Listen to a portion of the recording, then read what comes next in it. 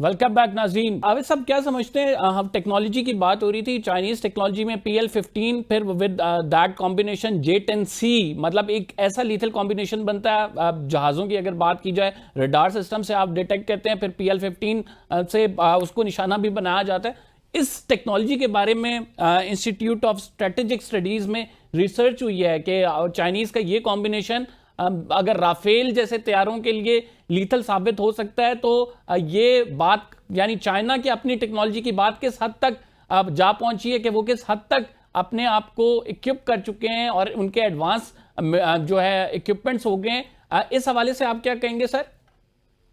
देखिए, ये बिल्कुल सही है कि ये जो PL-15 की एंट्री थी और खासतौर पर PL-15E जो उनका अपना मॉडल है, ये एक्सपोर्ट वर्जन से डिफरेंट है।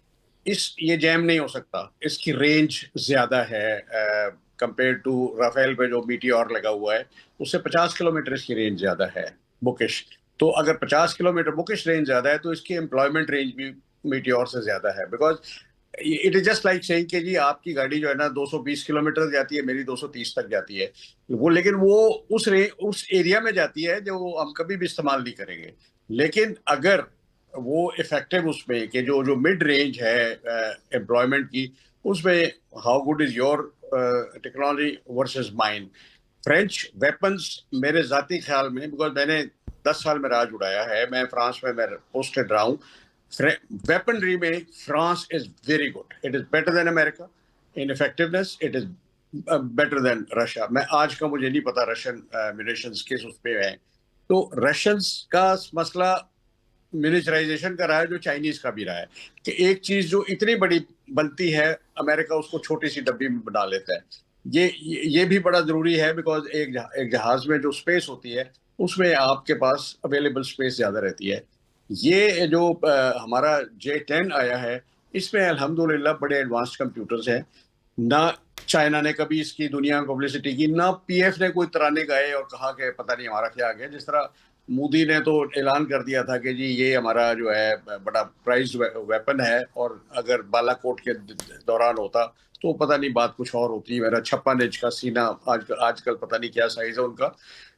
तो उस कहने का मकसद ये है कि चाइना ने, जैसे नगमाना साहिबा ने कहा, बड़ी खामोशी से अपना वो करते हैं। उन्हें वो पब्लिसिटी उनकी वो जो कम्युनिज्म डेज की है ना, उन्हें अपना सामान बेचने के लिए वो तरीके नहीं आते जो अमेरिका को आते हैं और फ्रांस को और इंग्लैंड को आते हैं। ये रशिया को भी इतने नहीं आते। रशियंस को जो शुरू में जब ये वो हुआ था कोलैप्स USSR का, तो इनके सबसे बड़ा मसला ये था कि इनके बहुत सारे जो कंपोनेंट थे वो एक स्टेट में बनते थे, बहुत से दूसरे में बनते थे, और कई स्टेट्स अलग हो गई थी। जैसे यूक्रेन का उनको सबसे ज्यादा नुकसान हुआ था, बिकॉज जब ये इनके जहाज बनते थे। दूसरा उनका मसला जो आया था, वो आया था कि इसकी प्राइसिंग कैसे की जाए। प्राइसिंग का सिर्फ तरीका आता था वेस्टर्न कंट्रीज को। अमेरिका आपको F-16 बेचता था, ये कीमत है। आपको ऑयल फिल्टर चाहिए, ये कीमत है। टायर चाहिए, ये कीमत है। आपको कुछ और सेंसर चाहिए, उसकी कीमत है। Russians didn't know that. तो उसमें कई दफा वो बेवकूफ बने भी, कई दफा उन्होंने बेवकूफ बनाया अनइंटेंशनली, बिकॉज शुरू में दे नीडेड हार्ड कैश। जब use to till end of last century वो बहुत ज्यादा फाइनेंशियली स्टार्व थे। तो उन्होंने ये Su-30 भी इंडिया ने एक जिद में पाकिस्तान के उस पर खरीदा था, because we came under sanctions 90 के बाद। जब रशियंस चले गए तो अमेरिका ने हम पे सैंक्शंस लगा दी, बिकॉज उनका काम पूरा हो गया था। तो वी वर अंडर सैंक्शन। उसी सैंक्शन की तकलीफ में हमने ये JF-17 स्टार्ट किया। इसके सबसे पहले नाम सुपर सेबर था। सेबर सेबर 2 कहा गया इसको। ये हमारे विंग कमांडर नजीब उस वक्त थे 84 में, उनका पेपर था जिसमें उन्होंने कॉन्सेप्ट डेवलप किया था। He retired as an air martial.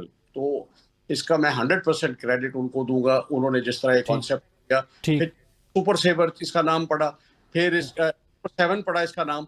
फिर इसका नाम फाइनली जब ये 2003 में पहला जहाज उड़ा फ्रॉम द ड्राइंग बोर्ड, इसका नाम 2003 में पाकिस्तान एयरफोर्स ने JF-17 रखा।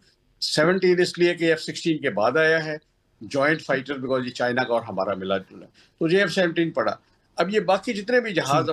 अब चाइना के, अब J-10 तो आ गया है, इसके बाद अगला जहाज हम जो J-31 ले रहे हैं वो इंशाल्लाह 5th जनरेशन का होगा, स्टेल्थ होगा।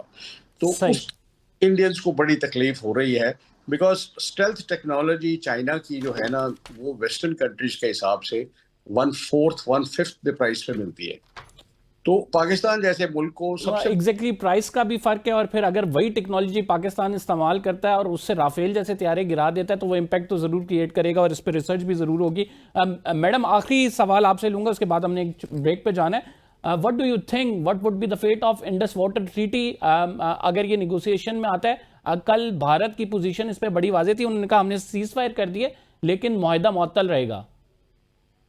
देखें, जब ये नेगोशिएशंस में हम जाएंगे और TORs उसके स्टैब्लिश होंगे, तो आई थिंक जो हमारी लिस्ट होगी ऑफ व्हाट वी वांट, उसमें ये सारी डिमांड्स होंगी, जिसमें ये जो है इंडस वाटर ट्रीटी को फुली रिस्पेक्ट करना भी होगा, और उसमें ये भी होगा कि जी ये इंडिया, मेरे ख्याल से, because I am not in the government, I don't know what the paper will finally be, लेकिन मेरे ख्याल से उसमें होना चाहिए कि हम गारंटीज लें कि आइंदा कभी एक तो मजीद वो जो रिवर्स के ऊपर और डैम्स नहीं बनाएगा, और जो हमारे हिस्से का पानी है जो ऑलरेडी वो 19% कम दे रहा है, बिकॉज उसने डिविएट कर लिया है पानी डैम्स बना के, कि वो भी रेस्टोर करे।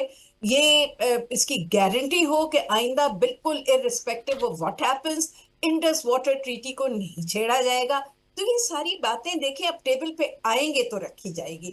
अब फिर हम पे डिपेंड करता है, और कि हम किस प्रोफेशनलिज्म के साथ इसको नेगोशिएट करते हैं चीज़ों को, और कितनी इंटरनेशनल कम्युनिटी तो नहीं मैं कहूँगी, मतलब अमेरिका की और लोग जो इसमें पढ़ रहे हैं अब, उनकी कितनी डिटर्मिनेशन है कि वो इंडिया को इस बात पे मजबूर करें कि ये रीजनेबल चीजें हैं, and they should come around two accepting this things. देखिए, बिकॉज इंडस वाटर ट्रीटी को अगर वो कॉम्प्रोमाइज कर देंगे तो फिर तो हमारा तो लाइफलाइन है वो, और इतना ऑलरेडी हमारे पास वाटर की शॉर्टेज है, तो हम ये कैसे एक्सेप्ट कर लेंगे नेगोशिएशंस में कि जी वो हेल्ड इन अबेयंस रहेगी? फिर हमारे पास और रास्ते हैं, फिर वही कॉन्फ्लिक्ट की बात आ गई, फिर वही इंटरनेशनल कोर्ट्स की बात आ गई। और ये एक मैं आखिरी जुमला कहना चाहूंगी कि देखिए, इंडस वाटर ट्रीटी तो चलो हमारे दरमियान है, और उसका जो फैसिलिटेटर है वो वर्ल्ड बैंक है, लेकिन वाटर्स को और रिवर्स की शेयरिंग और अपर लोअर राइपेरियन के जो राइट्स हैं वो हेलसिंकी अकॉर्ड्स में भी इंटरनेशनली एक्सेप्टेबल है। तो वो इंडिया सिर्फ इंडस वाटर ट्रीटी को नहीं वायलेट कर रहा, वो और इंटरनेशनल अकॉर्ड्स को भी वायलेट कर रहा है। बिल्कुल, आप दुरुस्त फरमा रही हैं। पाकिस्तान की डिप्लोमेटिकली पोजीशन भी स्ट्रांग है, क्योंकि किसी इंटरनेशनल कन्वेंशन की वायलेशन नहीं हुई। यूनिलैटरली भारत इस मुआहदे से अलग हुआ। जब जाहिर बात है कि निगोसिएशन के लिए आप बैठेंगे, आपका टॉप एजेंडा भी यही होगा कि भारत अगर पानी रोकता है तो हम ये एक्ट ऑफ वॉर है और दोबारा फिर ये जंग शुरू हो सकती है। तो इसमें कोई ब्रेक थ्रू मुतवक्के भी जरूर होगा। हम एक छोटा सा ब्रेक लेते हैं। We will be right at this short break. आप दोनों मोअज़्ज़ज़ मेहमान ग्रामी का शुक्रिया। आप कहीं मत जाइएगा नाज़रीन।